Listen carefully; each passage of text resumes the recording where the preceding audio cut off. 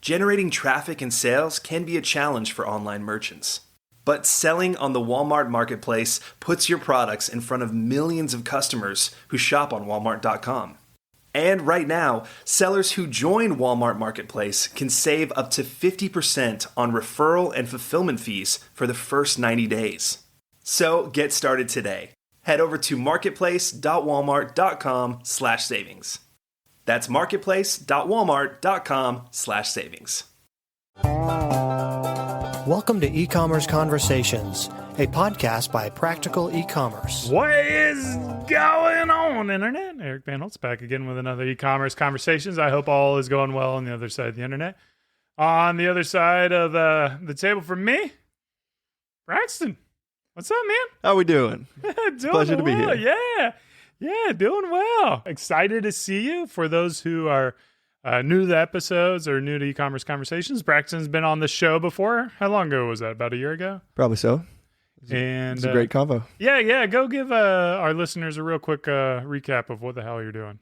So about 5 years ago in college, I created an Apple Watch band made out of a sock for a class project and realized that it was actually a pretty solid product and kept pursuing it junior year of college. And then by the time I graduated, it was a full-fledged business and I've been building it ever since. So we make stretchy Apple Watch bands in a variety of colors and combinations of prints and patterns, and really carved out a pretty random niche on the DTC internet side of things. Yeah, I mean, what I really like about your brand and is just like the playfulness and like the color and kind of like retro vibes, which remind me of my youth. I'm a little bit older than you are. So it's kind of fun to see the patterns you're bringing back. And thanks. It's actually inspired by early era Apple. Okay. Because we were like, okay, we're making Apple Watch bands, but we want to make them funky, and got super inspired by like all that like 1980s Apple, you know, the logo and all that is very iconic. And so did you guys like root through any kind of like old ads and stuff like that? Oh, yeah. Or like how did just Google searches, I guess? Or? Yeah, Pinterest, and just started a board of vintage Apple aesthetics. Yeah. So how's the last year been? it's been good, and also the most challenging year we've had yet. Good in the sense that still, you know, put up enough revenue that myself 3 years ago wouldn't believe it was possible.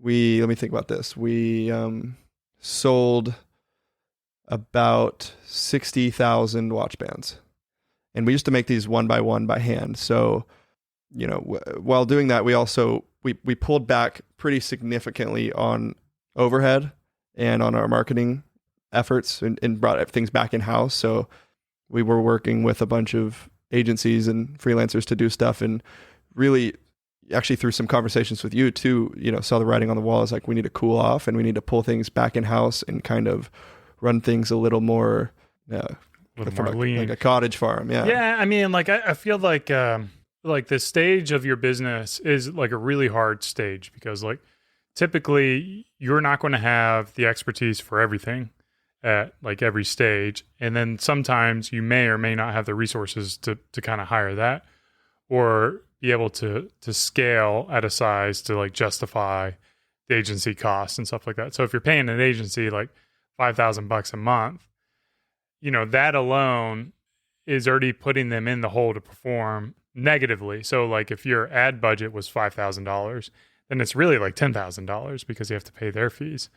And then, so you need that agency to generate $20,000 from a $5,000 spend. So a 4x return on ad spend is really challenging to do. So like that $5,000, if they're spending, you know, $100,000, then that fee is a lot less negligible. So it's the challenge of the early days, you know, and how you're able to grow. So how have you guys focused on getting in front of your customers? Yeah, email marketing has been huge for us. I think email did about 45% of our revenue last year, and SMS as well. It was about 15. So I think say that 60% of our revenue came from own channels. Yeah. Now, are you generating or growth through driving people into the email flows, or is this, customers and being able to capture additional sales down the road? Honestly, our list hasn't grown that much last year. We've stayed at a little over 100,000 engaged subscribers the whole year. So one of the things that we're trying to tackle is, okay, how can we, not just keep the list fresh, but also, get it to expand. And it's tricky to do without, spending thousands on paid traffic and, getting those people to the site. But where everything is just a perfectly balanced, everything is connected, and like the paid ads don't work if the CRO on the website isn't perfectly dialed in, and that has to do with email and text and the flows and so I think that one thing I'm really trying to focus on to get that list to grow and to continue to allow it to perform is to just find new places to optimize things. Mm-hmm. And we're working with a new website team right now who's going to do some really cool conversion rate optimization stuff for us. And hopefully that will allow our paid ads to work a little better, which will get our email list to grow, where we can remarket to them throughout the year. And then all of a sudden the momentum's headed forward in a really swift pace. Yeah. I've kind of fallen into this mindset trap of looking for the next big thing. Like, we're going to launch into this or launch into that, and like big ideas like Amazon or Europe or brand new product outside of our core expertise. And, it always seems to come back to like those, I'm going to give credit to James Clear and Atomic Habits, where it's like 1% changes on a daily basis really do compound and make a huge change, because like you said, they all work together. Like, being able to convert people on your website makes it a lot more effective to do paid. Are you guys doing like pop-ups or anything like that to capture emails or any kind of incentives? Yeah. So we are using just Uno to do some pretty cool pop-ups, and we actually worked with an agency to build those pop-ups, but we are going to start doing a lot more A/B testing with them. Mm-hmm. And actually, I'm excited to onboard this app called Fondue, which does cash back instead of discounts. And so we're going to step away from a discount heavy model, which we've always like been pretty generous with, like abandoned carts, pop-up, always discounting. Mm-hmm. And what Fondue does is they allow you to get cash back and rebates. And I've heard a lot of chatter about how well it's been working. And from a branding side of things, it's nice too, because we don't have to come off as that company that's just discounting it all year round. And when we do, it's a lot more meaningful. How does that work, the cash back? Like, are they paying it out and they just charge you a monthly fee and they handle all that? Or is it like gift cards going out? Or that's actually a good question. I don't know, because I have literally yesterday like downloaded the app and then got sidetracked, but I haven't learned the intricacies of like how it works. But basically it's customer cash back is like that's what the app does. Yeah. And it may be even through store credit. Yeah, that's what I'm wondering, is if like they build up this cashback credit that Mm-hmm. can apply to anyone in the network, I would imagine, because if it's just one store, people may be limited to that balance of, I got $2 back from this one store and I'm done buying there or whatever. Yeah. Well, we'll see how it does. Yeah. It's a cool idea. But you've also had like some challenges that you've worked through on the partnership side. Is that something that you've been able to resolve, or do you feel like that was a big distraction from being able to work on the business? Yeah, I mean, it's been, that side of things has always been evolving too, and like learning how to be a leader and step into the CEO role or whatever it may be is like always a challenge for me, because I can only be as good of a leader to others as I can to myself. And it's about, really I try to do a lot of inner work and personal growth stuff, going on retreats, reading books like Atomic Habits and listening to good podcasts, having good conversations with people that I look up to. And I can say that I think one of the things that's been most successful about this last year has been navigating that in a way that I think was very emotionally intelligent and successful, because we still have like strong team cohesion. And I think that our vision is still, it's still as clear as can be as what we're building and what our roles are. And, it just comes down to treating people with respect, and also for myself, like keeping the morale up and keeping everybody excited, because I started with the vision, and it's like, okay, how can I make sure that everybody else involved with this is just as excited as I am about what we're building? And, looking at, how things have been more challenging financially, it's like, okay, how can I also bestow onto them this like blind belief that like we are going to figure it out no matter what? Like these products that we're manufacturing and having to put up all this money for will sell one way or another. And that may just be through grinding it out. And we're actually we're doing like cold calls to retail stores. And we actually went to a retail trade show, which was super fun and actually like really exciting, because we're going to have all these connections to like boutiques and to tap into that market, because we've always been so maybe stubborn about direct to consumer, sell on our own website. And now it's like, let's meet the customer wherever they are and distribute these. Yeah. A little bit more history about Beard Brand. I don't talk about it too much. I've got 2 business partners, and when we started, I had 3 business partners. And the third business partner, who's actually also been a guest on the show, Joshua McKee, still a good friend of mine. We still text pretty regularly. It was pretty evident early on that we wanted to build the business in different ways. And it's kind of the interesting thing about building a business is there are multiple right ways of building a business.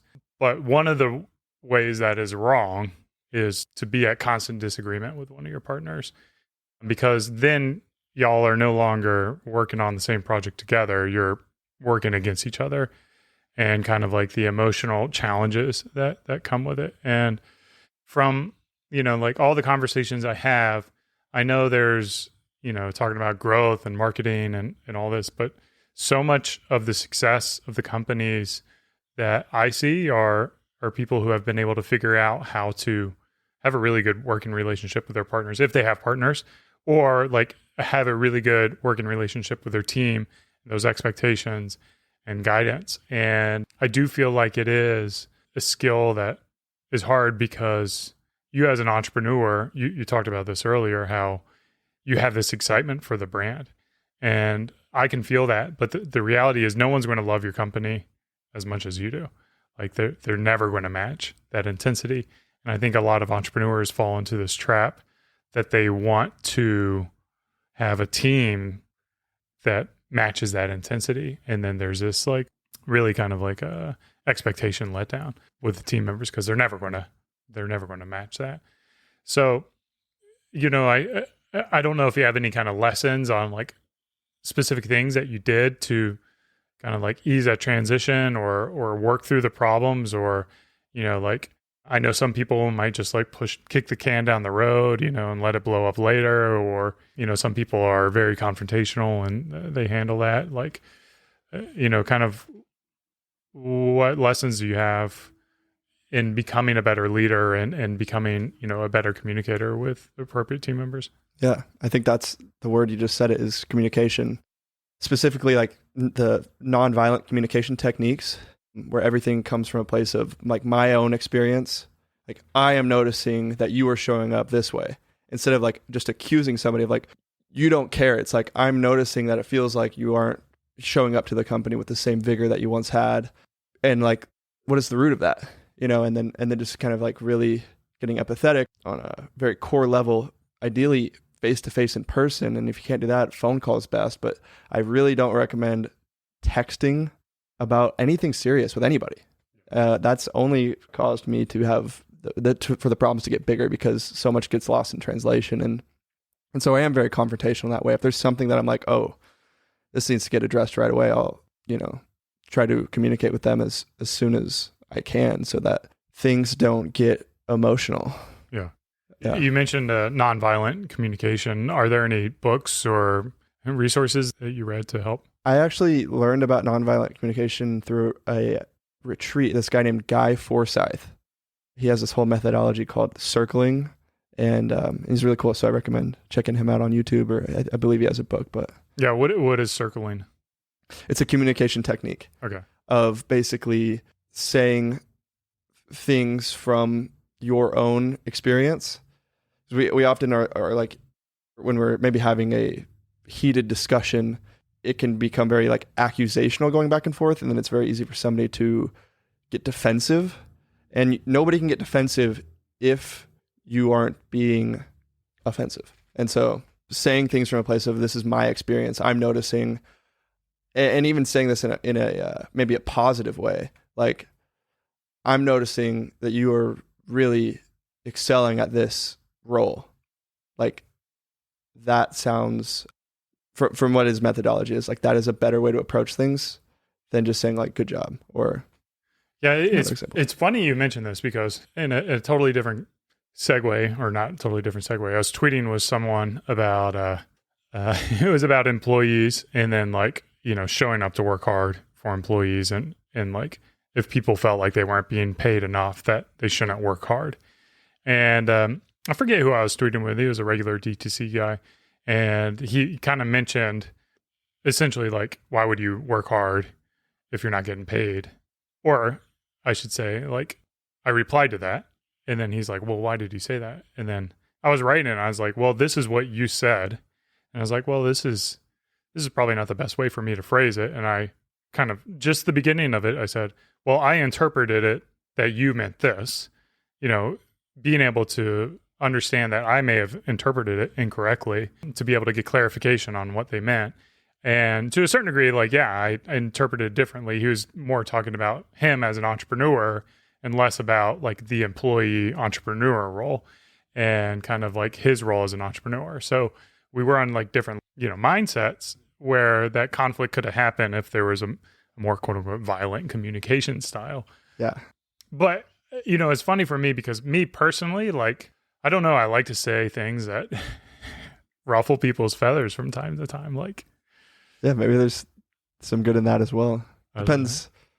Just makes life a little more exciting. You know, like, yeah, well, it's like, I don't know, like, you can be friends, and, you know, like, you ever met those people who are just like perfect at life, and they just like, they're likable, and, you know, they got their shit together, and then you get to know them, and it turns out they got their shit together. It's like not one of those people where it's a facade. Yeah. It's like, oh yeah, and you're just like, I hate you, man. Yeah. So I don't know. There is something to be said for what you're talking about, because I think also that I've learned about this too. Maybe it was in Atomic Habits or something, but he was talking about how Americans are too nice to each other, and how actually that is like a lack of trustworthiness, and how I guess in the East they are a lot more blunt, and that's actually a trustworthy thing. Like, if I had food in my teeth and you're so nice that you didn't tell me, I would actually appreciate it if you were like, hey, you have food in your teeth, you know? Yeah. Well, it is a weird dynamic, because I tend to be more on the blunt side. My wife hates this about me, but if she's got spinach in her teeth, I'll just go and like flick it out. Yeah. And then she gets so mad at me for that, you know? And it's kind of funny, like, just like the different expectations or mindsets. Again, going back to like the reality of, there are different pathways to take in life. And the reality is, one's not right or wrong. It's just kind of where you feel comfortable and what makes you happy. So she gets mad at me a lot for doing those things. And I haven't learned, you know, I've been married like 15 years, 16 years, and old habits die hard. But I'm a big believer that in that nonviolent communication, not just for like team members, but also if you ever have kids and trying to raise kids. And as much as I believe in it, it is hard for me to fully integrate into my life. Do you have any challenges? Do you feel like that was kind of a natural for you? Because you've always, like, whenever we've communicated, it's always been very pleasant and open and kind. I mean, is it something that I practice? Yes, but I guess I've always kind of had a solid grasp on my emotions. I think I try to just like really keep things in perspective, and to you know, even with entrepreneurship and Braxley specifically, like when we were like facing a challenging thing, or, you know, there's a couple times last year we see the P&L and it's like, oh shit, that's not good. And to not emotionally react to that, and to keep things in perspective. You know, number one, no matter what happens with Braxley, I am Braxton Manley. I am bigger than Braxley. And whatever I put my mind to, I believe I can succeed at. And so what is currently happening with Braxley, if I am in fact working my hardest at this, then it's out of my control. And then in that case, I can't worry about it. So all I can do is like show up my best self, try to create something meaningful and that actually solves a problem for people and that there's something to care about there. And if for whatever reason, like the, direct to consumer e-commerce industry as we know it, or like, all this stuff with paid ads, like people are having a much harder time at this than they used to. So it's like, it's out of our control. We're just going to have to stay adaptable and to basically just be fearless. Yeah. This year's off to a tough start for us here at Beard Brand. And I would be lying to say if I wasn't stressed out. Like I'm definitely stressed out. And one of my fears is that my internal stress, becomes external stress, and then my team feels it. And then in feeling that stress, they become stressed, and then everyone's on edge. And the reality is, like, every business is going to go through periods of challenging times, and all you can do is work on solving the problems. Like, worrying about the problems doesn't accomplish anything. So it's like, we have these problems. How do we go about solving these problems? And I feel like once you kind of, when I say once I kind of shift my mindset from, the sky's falling, the company's going down to zero, I'm going to be laughed at as a failure, and, my family's going to disown me or whatever it is. Once I get over those and just be like, okay, well, I've got to solve this problem. I got to solve this problem. And then you have an action plan, and it's energizing. It's actually like really, or I should say for me, it's very energizing to kind of solve these problems. So you guys have some action plans for the future for how you're going to tackle your current challenges. What are those? Definitely.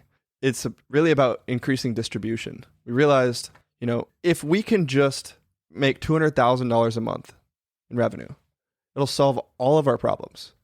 So it's like, okay. That's what you say. Until you get yeah, maybe until so. you get here, then you're like, oh my God, I have all these new On problems. paper, it seems like it should solve all of our problems. Yeah. And the statistics, or the numbers that Apple is putting up for the amount of Apple Watches that they're selling is striking. I mean, there's like 40 million Apple Watches sold a year and worldwide. So it's like, okay, we just need to sell 6,000 a month. Can we just do that? Of course we can. So it's like, okay, how do we, and also that's not even to unique customers. Like, we have people that collect our bands. So It's like, okay, how can we boost the lifetime value? How can we get them to come back sooner than later? And through distribution. So we established international shipping, and we're going to hopefully get a warehouse in the UK. We established an Amazon store. We are getting into retail stores. And then we actually, this is the most exciting thing, are releasing new products that are compatible with the broad market. So I think one of the big challenges with a lot of the marketing channels that we've attempted with our product specifically is that it's a complementary accessory to an Apple Watch, nothing else. And so we can't advertise on a podcast. We can't put up a billboard. We can't really work with influencers because they're going to blast to their audience, check out my new Apple Watch band, where even though there's lots of Apple Watches in circulation, most people don't have one. And so we have the first product that we're going to release is actually one product, but it's technically two. It's a fanny pack, and it's modular. So the strap of the fanny pack is a belt, all made out of our signature recycled elastic that we've sort of trademarked with the watch bands. So it's a super comfy, stretchy belt with a nice magnetic sliding buckle. And then the belt can actually be looped into a fanny pack bag that we loosely modeled after the really popular Lululemon bag with its silhouette. We found that it's like a very solid unisex, perfect size, and all these things. And we improved on it. And so really excited to get that out there because it's sort of a invention. It's like the first of its kind where you can use this bag on its own, you can use the belt on its own, or together you can use it as it's an entirely different thing. Yeah. So, and I feel like your brand has so much potential because of the name Braxley. I feel like it doesn't type you into, it's not like elastic applewatchband.com or something like that. Like, and the vibe of your products and kind of like this 80s retro, and like the fanny pack is a perfect example, and the future products that you've showed me like really do, set your company up to be that lifestyle brand that can sell anything to anyone who's looking to, identify with that brand, which I feel like it's a very in thing. What about, I guess it's kind of interesting, like 2023 compared to like the 80s when I grew up, like whatever trends were going on in my youth was everywhere, and then in the 90s you started, I guess, like, I should go back. You had like the jocks and you had the nerds. So you had like two demographics. And then, in the 80s, you had the yuppies came in there. So that was kind of like a new little genre. But I feel like now you've got to have like 1,000 different kind of niches of people. We got urban beardsmen, we got the kind of the goth, the emos, the people who dress up in furry costumes and stuff like that. Like you've got everything. Yeah. And I wonder, do you think like that is always going to be consistent that you can count on? Or do you think there's going to be waves where people no longer identify with this kind of vibe and brand that you guys are currently rocking? Yeah, there's definitely going to be waves. Yeah. Would you change the brand to the wave, or would you let the brand exist as it is and then just be around for the next wave? And I think of like Birkenstock as a perfect example. They're killing it in the late 90s and then did nothing for like a decade. And then now, or a couple of years ago, everyone was buying their Birkenstocks again. Yeah.